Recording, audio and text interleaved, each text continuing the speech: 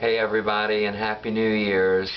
I haven't posted up any videos in a long time. It has been a very stressful New Year for me. I've had several deaths in the family so far this year, and 2 days after New Year's, my lover decided to cheat on me and run off.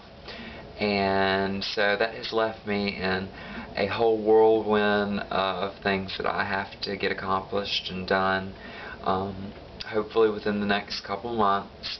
And it's been very stressful, and I'm hoping that this new year will be a little bit better than this past year was. And I'm hoping for a fresh start. And I hope that everyone else is having a much better start of the New Year's than I've had so far. But I'm not going to get into all that personal stuff, because who cares about all that. Anyway, I know I haven't done any videos of the birds or any of the animals in a while, so I'm going to be doing that very soon. I'm going to be putting up some more videos of the birds and everything. But I wanted to show everybody what I have done for Christmas this year. For Christmas this year, from my ex, I received a empty Exo Terra Terrarium, which, I mean, the thoughts counts, right? But, you know, you give somebody an empty terrarium, it's kind of silly. And what had happened is it was the Exo Terra that was specifically designed for invertebrates and arachnids, and they had arachnophobia, and just creepy crawlies and stuff like that was not going to do. So I was told I was not allowed to do that, and I decided instead what I was going to do is I was going to create a carnivorous plant terrarium. And having enough animals to take care of as is, it's a whole lot easier to take care of, and doesn't need to be fed and watered and petted and loved on every single day, and doesn't have to have poop cleaned up and all that good stuff. So I wanted to show everybody my new carnivorous terrarium, because I think it's super cool. And I don't know, a lot of people don't know this or not, but when you get your little Venus flytraps and stuff like that in Walmart or any of those big corporations that have them in the little, you know, little tiny pots with plastic lids on top, they are only native here where I'm from in South Carolina, in the bogs and in the swamps, and they are an endangered species in the wild. So it's very important to try to propagate these. And if you were caught in South Carolina trying to dig up a Venus flytrap or anything of that nature, that is immediate jail time. So I wanted to kind of do a South Carolina carnivorous bog terrarium. Now, there's probably not going to be too many of these on YouTube just yet, but I've got a feeling people might see this video and start catching on, thinking this is pretty cool. So I'm going to go ahead and I'm going to let everybody look and see what I've done, and hopefully you enjoy. Make sure and like the videos and subscribe to my page. So here we are. I've got it sitting right next to my computer, my desktop, and everything like that. And very simple. It's an Exo Terra. We all know the deal with the Exo Terras by now. They're great. They're just wonderful, you know, for all sorts of little invertebrates and little critters, depending upon what size you have. And everybody's seen the other video that I have of the larger Exo Terra tank with the giant day gecko and the White's tree frog.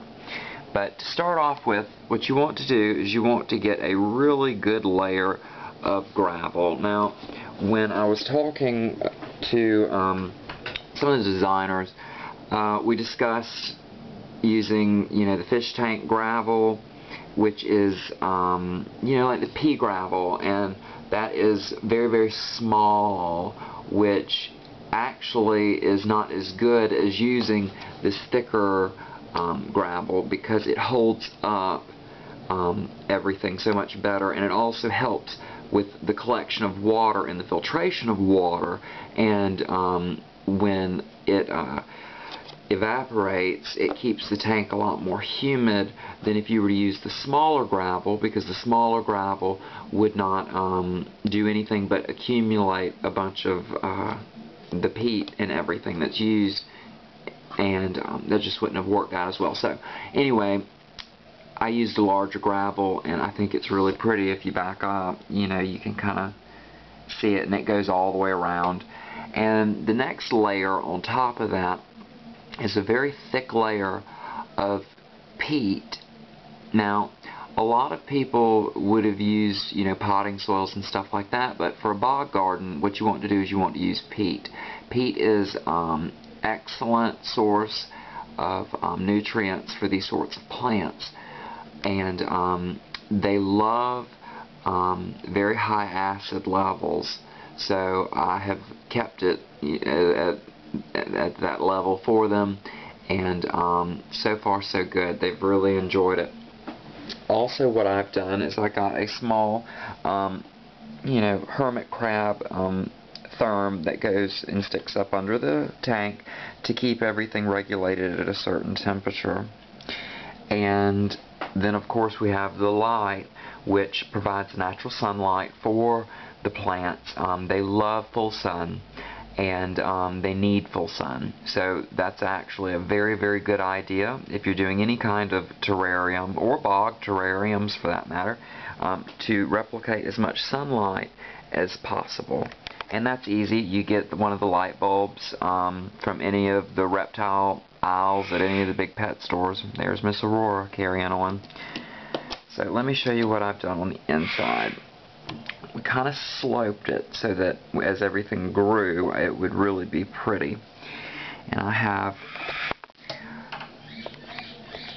several Venus flytraps that are going to grow in, which are these guys right here, and they'll get, you know, fairly sizable. They'll fill in the whole areas that you see. They'll fill all that in. I have these guys, which are the honeydews. They're better at catching gnats and dissolving gnats. And then one of my favorite plants of all times, which is this and this. Now these are two different kinds of what is called Selaginella. This is a low-growing Selaginella. It looks more like a moss, and this is what is called a fern Selaginella, which grows up more into a frond. And a lot of people don't know about Selaginella. It is actually a prehistoric plant, and it has been around just as long as the redwoods and a lot of the ferns that a lot of people talk about. So those plants have been around since the dinosaurs, which I think is particularly cool. Now I've got, just like in any of the other, I've got a therm and I've got a humidifier, and I keep the humidity at a good, 80%, and I keep the therm, right at about the same, about 70, maybe 80, but a good house temperature. If you've got your house set on 70, that's usually just going to be fine, but I wanted to make sure it had a little extra heat. But with that, you got to make sure it also has a little extra moisture, because it is going to evaporate a lot of the heat. And the best thing you can do for that is, if you're trying to cover the moisture, is you get some saran wrap, and where the screening is on the top of your tank, get a little saran wrap and just kind of cover up the screen, and that will hold in a lot of the moisture and will work really well. And I'm going to be really looking forward to my fly traps and sundews and everything growing well. I plan, if the fern Selaginellas don't look as pretty as I want them to, I'm going to get a few pitcher plants and do in either of the corners, and really just do it up and have a very cool carnivorous tank. And a lot of the times we're out there and we're always looking for some little pet or some little end or oddity or something, to keep, to impress people and everything like that. But, I personally find terrariums just beautiful, and I think that a lot of us could fare well just not buying animals at all and sticking to some of the plant life. And I cannot stress the fact that gardening has got to be one of the most healthy things that I've ever done with my life. It has truly made a huge difference in my life, and I'm very grateful that I found gardening, and that I have become so obsessed with it over the years.